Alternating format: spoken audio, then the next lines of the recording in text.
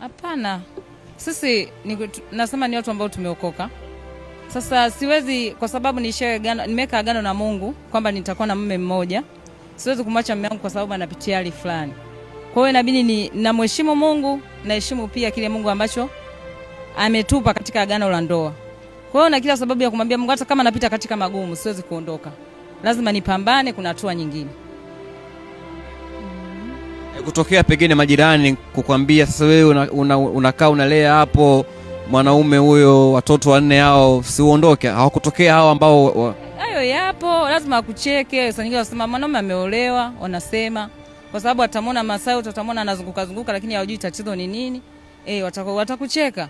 Wasema huyu labda mwanaume kaolewa hapa, umeona? Lakini anakuwa ajui kwamba ni kitu gani ambacho anapitia yule mtu.